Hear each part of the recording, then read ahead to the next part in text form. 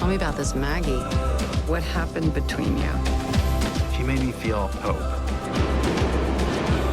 I wanted every day to feel like that. Like anything was possible. Oh, she's looking at you. Welcome to IV. We need a ride. I don't know where you are. I don't know what's going on. We don't need any more detours. Yeah, you don't need any more detours. What happened in San Francisco, Wes? I'm supposed to have all the answers. You're the one guy that knows I don't. It doesn't work out. You can always find me in Berkeley. There's Mark. Hey, how's it going? It's going good. Thank you both for joining me today. Thanks for having us. Greetings. Back Greetings. I'm a junketeer. Got to do it right. You know, I can't. Got to have my background look like. Photo behind you. Is that from our movie? Is that a still from our movie? It is. It is. Yeah. Well, cool. Let's talk about She's in Portland. Tommy, Wes falling into that marriage routine. He's a house dad, which I'd never heard that term before. He's not adjusting too well, feels trapped. What's the solution? Oh man, starting heavy. Mark put it to me like this early on, and I think it's kind of a great starting. It was a great starting point for me jumping into this movie. Was what do you do if you at 25 you're a certain kind of person and you marry someone else who's a certain kind of person, and then 10, 15 years later you have evolved into different people? Is it worth pressing forward? Is there hope? Is reconciliation possible? And he's so in his own head and tortured about it and running from it and hiding from it. It's only through this journey with his old buddy and kind of diagnosing someone else's problems that he's able to get a little perspective. And I find that the case to be, you can get so inside your own crap. It's only when you engage with other people, become a little more selfless, that you're able to see things more clearly. I have no clue if I answered your question. You did. And Mark, this is a different kind of road trip movie. I mean, 1,100 miles to Portland. It's like anything could happen. It's true. It's true. And some things seem to happen in the story. Yeah. And in real life, the Bronco failed us a couple times. Exactly. The Bronco did fail us a couple times, indeed. So, yeah, I don't know where to go from there, but there were plenty of, like in the movie, plenty of roller coaster rides, some ups and downs, and same with production, particularly with the Bronco. Well, this movie's about the one that got away. I've had a few of those in my life. Did you guys?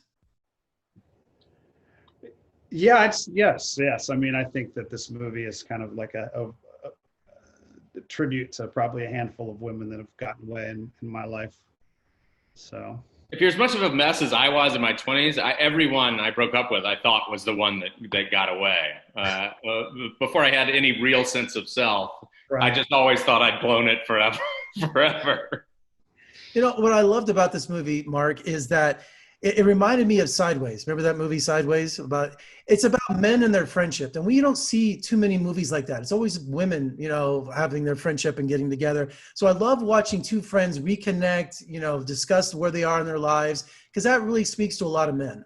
Now can we get to the real star of the movie, this vintage Bronco that I was drooling over, because that is like my dream car, either the Blazer or the Scout. But tell me about how you found that car. What's it doing in the movie, and who has it? Because Wes is the best friend in the world giving him the car. I was just like, I want to meet Wes.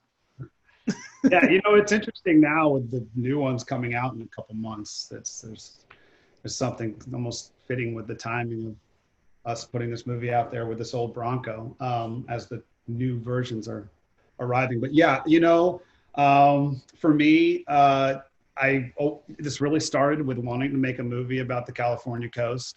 Specifically with the Bronco, about 10, 15 years ago, I lived in a certain neighborhood here in LA, and there was a Bronco, an old vintage Bronco that I see on my street all the time, owned by a particular person that lived on my street. And that's sort of when I started thinking about, okay, this road trip film that I'm going to make, it's going to have a Bronco in it, and it's going to be this bright tangerine orange Bronco, and it's going to look great against the, lush green, hills and this crystal blue ocean.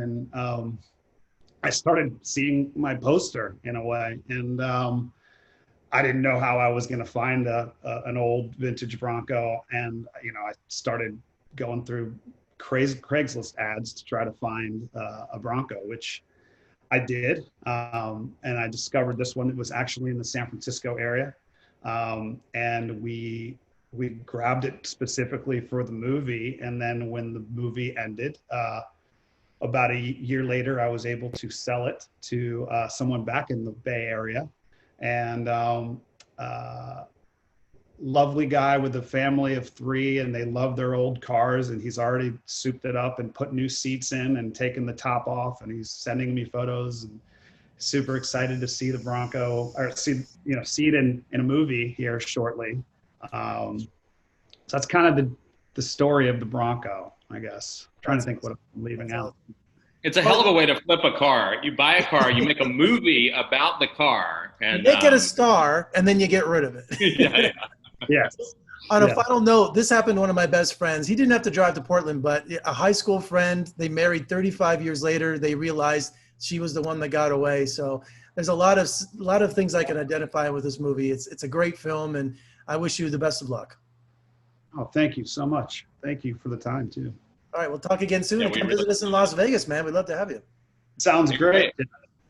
Let's hit the road, Mark. Let's do a road trip to Vegas. I'll meet you guys here. We'll go anywhere you want. Sounds great. Great. She's actually now in Vegas. Thanks, guys. Take care.